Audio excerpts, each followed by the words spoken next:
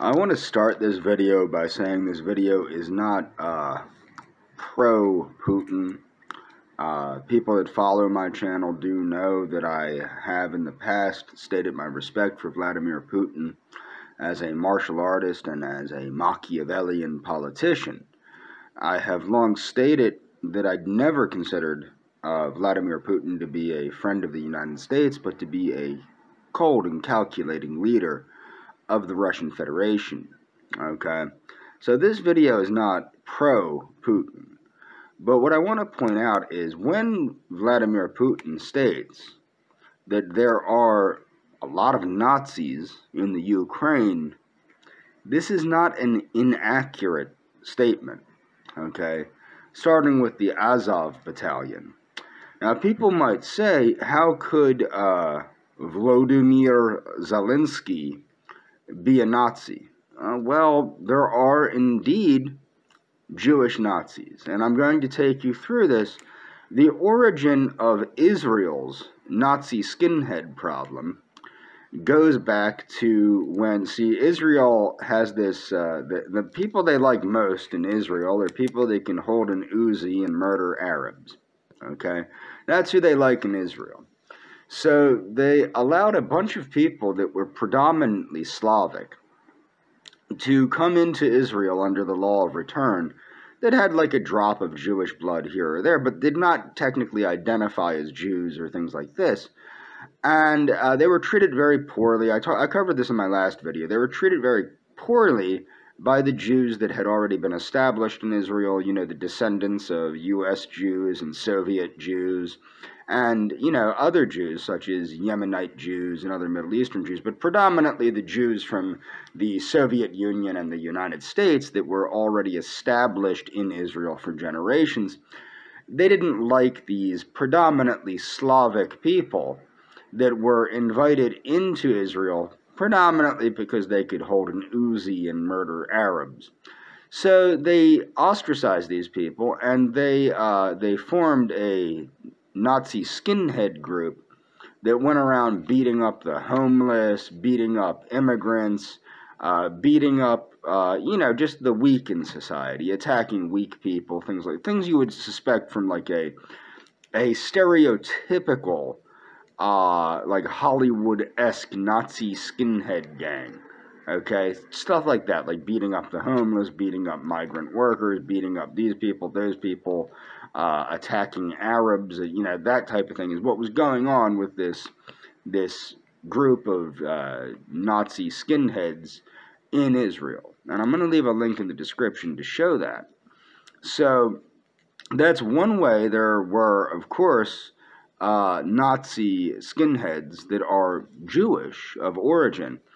You also have to look at the reality of the situation under the fact that there were a lot of Jewish Germans that were members of the Third Reich. Most of them had very high-ranking positions in the Third Reich. Link in the description to that one.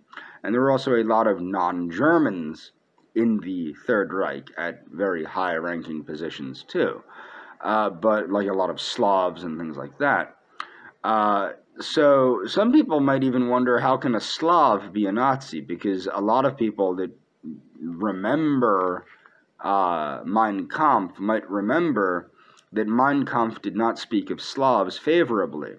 Well, one of the things that you have to remember about the racial policies of the Third Reich is they were extremely unrealistic, in the sense that, if you remember, Germany as a country didn't really exist until after World War I. But prior to that, it was the Austro-Hungarian Empire, and prior to that, it was, you know, the Holy Roman Empire, etc.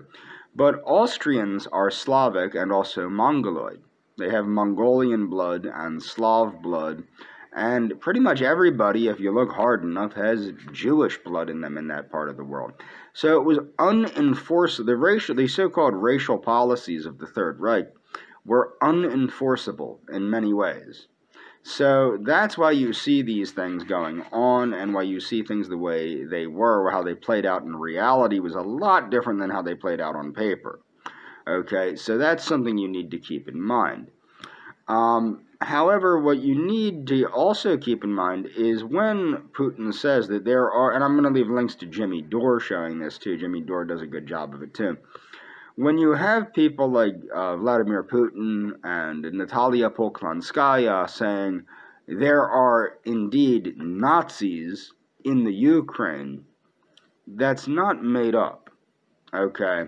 Now, another thing that should be noted is that you have many, I don't know how much, but from, I believe it's The Guardian, stated that there are many Nazi groups all throughout Europe planning on joining the Ukrainian resistance struggle against Russia because they see Vladimir Putin as a sort of rebirth of the Soviet Union or things of that, and which look, think what you want about the guy, but he is not rebuilding the Soviet Union. To me, it seems like he's trying to rebuild the Russian Empire, and more like a czarist type concept than a Soviet type concept. But my point is, say what you want about the guy, I don't think that he's trying to rebuild the Soviet Union. I do think that this is a very bad predicament the world is in at the moment. I don't think it's going to affect the United States the way everybody thinks it will. I don't think it's even going to affect Europe the way people think it's going to. I think the problem is going to be mostly economic problems. I see a war of containment being launched more so than a world war. Although it already is technically a world war, I don't think that it's going to be anything more than a war of containment. What people need to remember is during World War II, which is the last big war that everybody wants to talk about, the only really big players in World War II were Germany, Britain, the United States, and the USSR. So Germany, Britain, the United States, and the USSR. Everyone else was kind of not really where they needed to be technologically speaking. And Germany was at the top of the food chain with the technology, okay? The United States, it's sad because a lot of my former National Socialist buddies, I'm not a National Socialist, mind you. I am a progressive. I am a U.S. progressive. I am a Teddy Roosevelt-style progressive. I embrace the concepts of justicialism. I like to say at my heart I'm a fascist. Truly at my heart I am a justicialist. And I have to admit that regardless of what my views might be or who may have betrayed me, justicialism is the apex of third positionism, however you slice it. It really is. If people don't believe me, look up I'll put a link in the description to what justicialism is. Why not? But my point is that now you have countries like Japan, very well armed, Taiwan, very well armed, you have Germany, very well armed, France, very well armed, Great Britain, very well armed, and these other NATO countries are extremely very well armed, okay? Then we have South Pacific allies and things of this nature that are, of course, very well armed. It's not going to be the same way that you saw in World War II, where you really only had three main players. Again, well, four main players, I guess. I guess you could consider the Soviet Union fairly well armed, but they were fairly well armed with U.S. goods. Okay, we were feeding them and giving them steel and giving them the weapons they needed to fight the Japanese and the Germans. So I don't usually consider the Soviet Union to be one of the big players in World War II, even though most people do. So I guess you could say it was the Soviet Union, Great Britain, the United States, and Germany. Now, what you have to understand is at the top of the technological food chain there, see, due to the United States and Great Britain, we did play catch-up, and we did eventually catch up to the Germans, but that was later in the war, okay? Now the superior technology is not on the side of the Germans, which are now the Putin Russia is the new Germany allegedly, but the technology is not on the side of the Russians. It's on the side of the Allies, the high technology. Okay, and the countries that have that technology are the NATO countries, like Great Britain, France, Germany, the Scandinavian countries, and so on. If you look at how people voted on the to get Russia out of Ukraine, to have them peacefully remove their soldiers from Ukraine, even countries like the United Arab Emirates, the UAE, voted for them too. A lot of countries that depend on Russia just didn't vote. Like India just didn't vote. I believe China was another one that just didn't vote. They didn't vote one way or the other.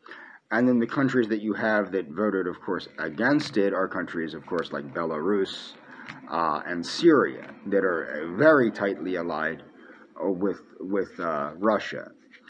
But indeed, what one needs to understand, when people like Vladimir Putin or Natalia Poklonskaya say people are Nazis in the Ukraine, they're not lying. There are Nazis of Jewish descent. It's a different world these days. It's a completely different world than it was in World War II era. Nazi means something different than it did then. I do find it comical I personally find it comical that both Vladimir Putin and Volodymyr, or however you say it, Zelensky, keep accusing each other of being Nazis. I find that hilarious.